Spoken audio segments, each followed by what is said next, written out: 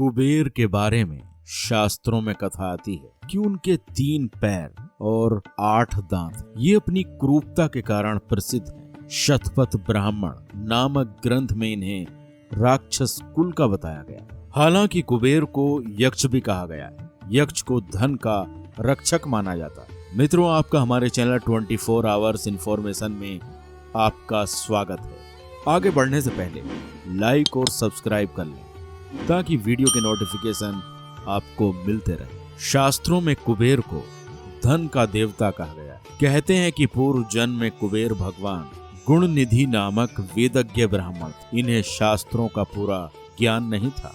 गुणनिधि प्रतिदिन देव वंदन, पितृ पूजा और अतिथि सेवा नियमित रूप से करते थे। साथ ही गुणनिधि स्वामी प्राणियों के प्रति दया, सेवा और मित्रता का भाव रखते थे। गुणनिधि बड़े ही धर्मात्मा थे। परंतु क्या आप जानते हैं कि धन के देवता भगवान कुबेर का जन्म कैसे हुआ?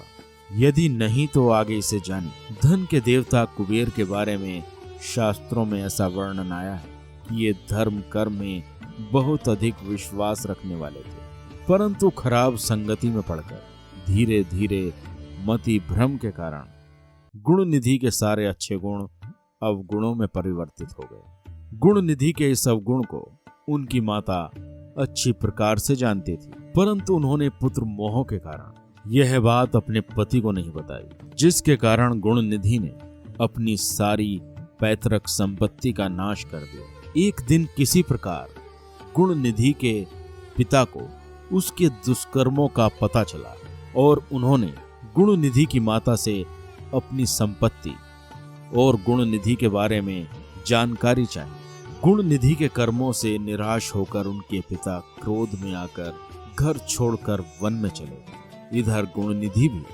पिता के डर से जंगल में चले गए। वन में इधर उधर भटकने के बाद शाम के समय एक शिव मंदिर देखा। कहते हैं कि उस दिन शिवरात्रि थी, इसीलिए शिव मंदिर में शिव भक्त शिवरात्रि की पूजा कर रहे थे। घर से भागने और वन में भटकने के कारण गुणनिधि भूख प्यास से परेशान था। मंदिर में प्रसाद आदि को देखकर गुणनिधि की भूख बढ़ गई और गुणनिधि वहीं पास में छुपकर बैठ गया। रात्रि काल में शिव भक्तों को नींद आने पर प्रसाद चुरा कर खाता।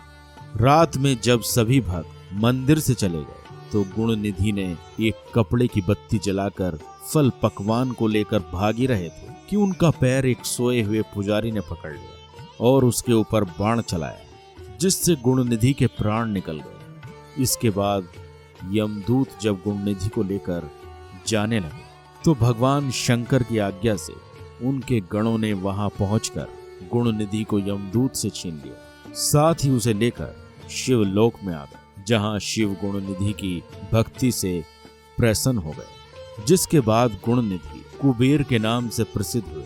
शास्त्र पुराणों में कुबेर के पिता विश्रवा और पिता में प्रजापति पुलत्स्य होने का उल्लेख मिलता है। कुबेर की माता भारद्वाज ऋषि की कन्या इडविहा है।